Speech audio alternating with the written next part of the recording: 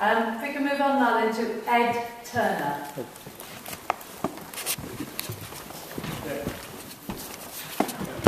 Thanks very much. My name is Ed Turner. I'm the Deputy Leader of Oxford City Council. My colleague Antonia Bance, who is our Lead Councillor for Social Exclusion.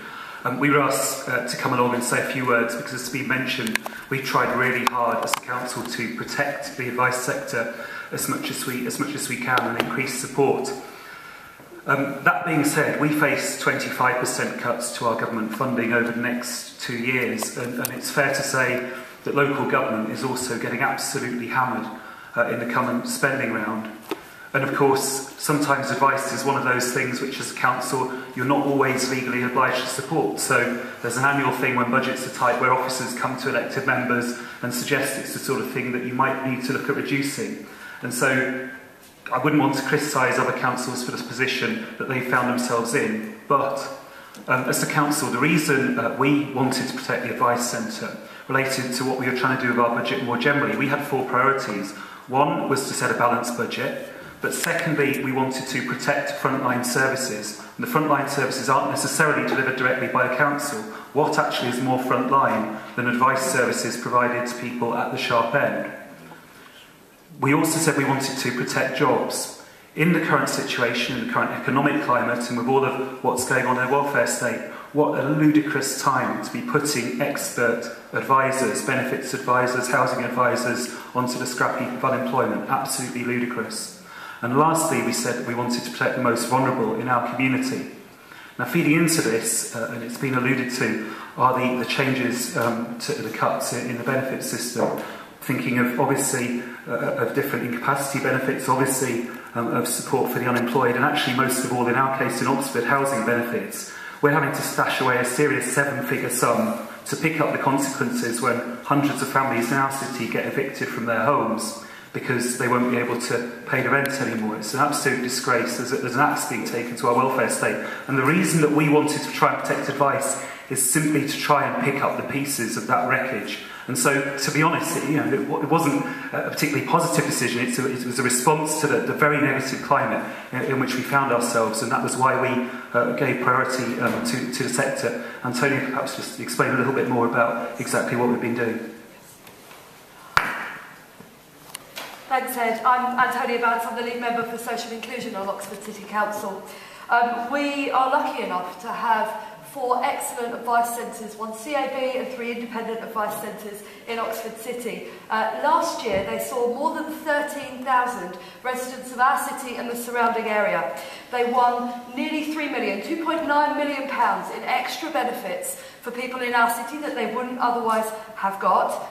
And they got more than £6.2 million worth of debt written off for people in our city and the surrounding areas. When we thought about what was important this year coming, we knew that nothing could be more important than protecting those debt and money management services and also protecting our housing advice. We also have a contract for independent housing advice to make sure that in a city of huge housing costs, huge housing pressure, people actually get to talk to somebody and work out what their options are. And it's not easy when you're faced with the scale of cuts to your central government funding that we were faced with. 25% cuts to the budget for our city have meant some really difficult decisions, and when it came to our grants budget for the voluntary sector overall, we had to look very hard at who we were giving money to. What that meant was, although we've protected funding for advice and for our housing and homelessness services, for our hostels and for the other services that go alongside that, there have been some cuts elsewhere. So I'm afraid some of our arts organisations will not be getting the same amount this year coming as they got in the past. Our infrastructure organisations and some of our community safety organisations will not be getting as much. This has meant that we can give a real terms increase to more than £500,000 to our advice agencies. It wasn't without pain, and I have taken the decision this year as the lead member that one of our advice agencies that wasn't performing to the standard required will no longer be funded to the same extent, and we've moved that funding into other advice agencies to pick up the slack that might be created. I also think that it's really important to understand your advice agencies as a partner in delivering a better city for your residents. I was really interested by what the colleague from Advice UK said about a third of the work coming through an advice centre being about failures in public services. One of the things that we do is on a quarterly basis, the managers of our advice services sit down with our heads of benefits, customer services and our head of housing options to try and nip in the bud any of those systemic issues that are coming through about how we're processing housing benefit, for example, how we're advising homeless people, how we're making sure our systems run and trying to make it a bit better before it starts affecting lots and lots of individuals. And so using your advice agencies as a partner in social policy, in place shaping, a fashionable thing to say, in making your city a better place to live, has certainly been how we've approached it. So I guess that's what we wanted to say. In terms of tips for others, I would echo what my colleague Ed said. I think local government has been faced with some absolutely hideous decisions. And some of the changes that are coming forward are going to have enormous consequences. I think what I would say to advice agencies is good relationships with your elected members are absolutely crucial.